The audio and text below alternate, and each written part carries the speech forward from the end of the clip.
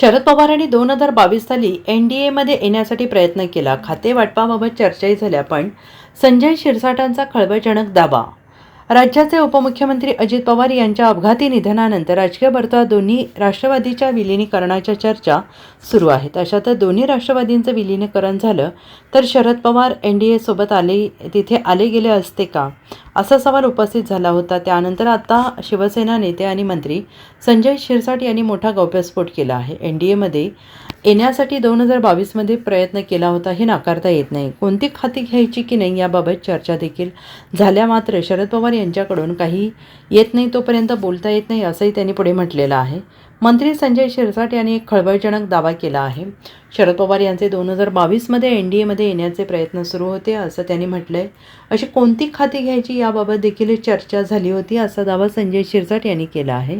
एनडीएमध्ये येण्यासाठी आत्ताच नाही तर 2022मध्ये सुद्धा त्यांनी प्रयत्न केला होता, हे नाकारता येत नाही आणि त्यावर चर्चा देखील झाल्या होत्या.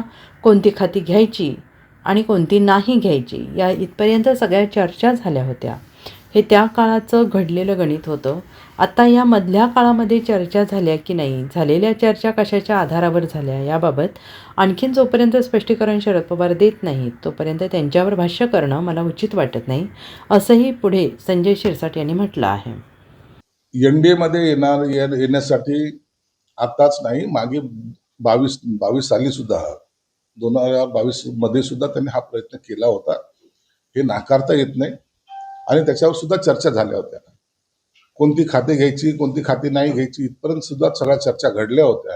हे त्या काळाचं असलेलं गणित होतं. परंतु आता या मधल्या काळामध्ये त्यांच्या चर्चा झाल्यात की नाही झाल्या तर कशाच्या आधारावर झाल्यात याबाबतचं आणखी जोपर्यंत स्पष्टीकरण शरद पवार साहेबांकडून येत नाही तोपर्यंत त्याच्यावर भाष्य करणं मला वाटतं उचित नाही. Bureau report, SPN Marathi, Chhatrapati Sambhajinagar.